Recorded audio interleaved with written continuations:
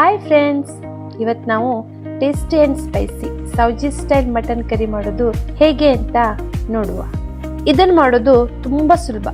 ನೀವು ಕೂಡ ನಿಮ್ಮ ಮನೆಯಲ್ಲಿ ಟ್ರೈ ಮಾಡಿ, ಟೇಸ್ಟ್ ಮಾಡಿ, ಕಾಮೆಂಟ್ ಮಾಡಿ. ಈ ಮಟನ್ ಕರಿನ ತುಂಬಾ ಕಡಿಮೆ ಪದಾರ್ಥ ಬಳಸಿ ಮಾಡಬಹುದು. ಸೊ ಈ ವಿಡಿಯೋನ ಸ್ಕಿಪ್ ಮಾಡದೆ ಕೊನೆ ತನಕ ನೋಡಿದ್ರೆ ನಿಮ್ಗೆ ಗೊತ್ತಾಗುತ್ತೆ.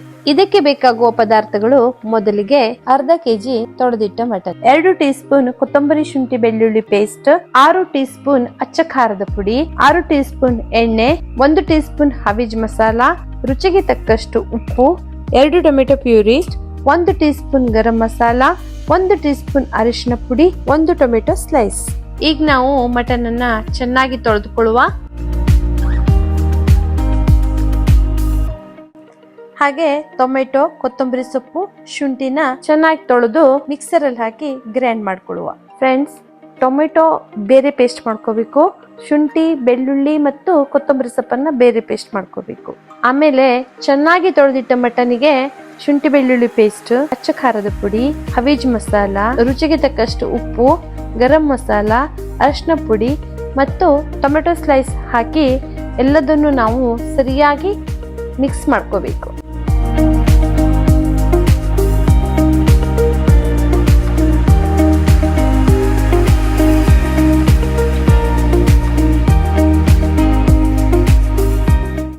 ಈಗ ಕುಕ್ಕರ್ ಅನ್ನಿಟ್ಟು ಗ್ಯಾಸ್ ಅನ್ನ ಹಚ್ಚಿ ಅದರಲ್ಲಿ ನಾವು ಆಗ್ಲೇ ತಗೊಂಡಿರುವಂತ ಎಣ್ಣೆನ ಹಾಕ್ಬೇಕು. ಎಣ್ಣೆ ಕಾದ್ಮೇಲೆ ಅದರಲ್ಲಿ ನಾವು ಆಗ್ಲೇ ಮಾಡಿಟ್ಟಿರುವಂತಹ ಶುಂಠಿ ಬೆಳ್ಳುಳ್ಳಿ ಪೇಸ್ಟ್ ಅನ್ನ ಹಾಕ್ಬೇಕು. ಇದನ್ನ 1 ನಿಮಿಷ ತನಕ ಫ್ರೈ ಮಾಡ್ಕೋಬೇಕು.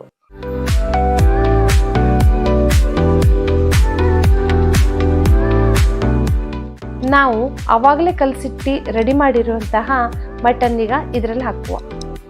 ಈಗ ಇದನ್ನ ನಾವು ಡೈರೆಕ್ಟ್ ಆಗಿ ನೀರು ಹಾಕಬಾರ್ದು, ಸ್ವಲ್ಪ ಎಣ್ಣೆಲೆ ಬೇಯಬೇಕು. ಒಂದು 5 ಮಿನಿಟ್ಸ್ ಅಷ್ಟು ಎಣ್ಣೆಲೆ ಬೇಯಬೇಕು.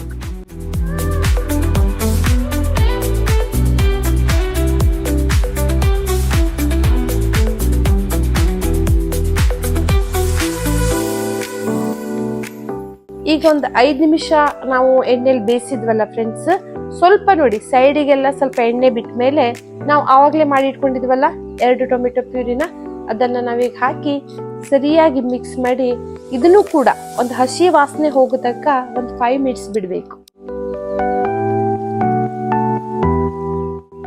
ಈಗ ನೋಡಿ ಫ್ರೆಂಡ್ಸ್, ಸೈಡ್ ಎಲ್ಲ ಹೇಗೆ ಎಣ್ಣೆ ಬಿಟ್ಕೊಂಡಿದೆ.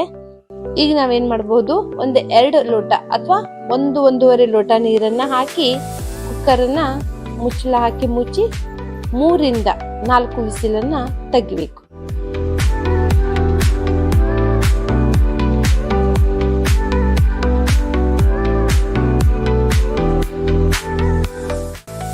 ಈಗ ನೋಡಿ ಫ್ರೆಂಡ್ಸ್, ನಾವು ಕುಕ್ಕರ್ ಮುಚ್ಚಳ ಹಾಕಾಯ್ತು, 3ರಿಂದ 4 ವಿಸಿಲು ಬಂದಾಯ್ತು. ಹೇಗೆ ನೋಡಿ ನಮ್ಮ ಸೌಜಿ ಮಟನ್ ರೆಡಿ ಆಗಿದೆ ಅಲ್ವಾ? ನೋಡಿದ್ರೇನೆ ಸಾಕು ಬಾಯಲ್ಲೆಲ್ಲ ನೀರು ಬರ್ತಾ ಇದೆ. ಇದ್ರ ಜೊತೆಗೆ 2 ಜೋಳದ ರೊಟ್ಟಿ, ಉಳ್ಳಾಗಡ್ಡೆ, ಲಿಂಬು, ವಾವ್, ಏನ್ ಸೂಪರ್ ಆಗತ್ತೆ ಗೊತ್ತಾ ತಿನ್ಲಿಕ್ಕೆ. ಹಾಗಾದ್ರೆ ಇದನ್ನ ನೋಡಿದ್ರೆ ನಿಮ್ಗೂ ಬಾಯಲ್ಲಿ ನೀರು ಬರ್ತಾ ಇದೆ ಅಲ್ಲ? ಈ ರೆಸಿಪಿನ ನೀವು ಕೂಡ ಟ್ರೈ ಮಾಡಿ, ಹಾಗೆ ಕಮೆಂಟ್ ಮಾಡಿ. ಮತ್ತೆ ಸಿಗುವ ನಮ್ಮ ಮುಂದಿನ ವಿಡಿಯೋದಲ್ಲಿ. ಅಲ್ಲಿಯವರೆಗೆ ಟಾಟಾ, ಬಾಯ್ ಬಾಯ್.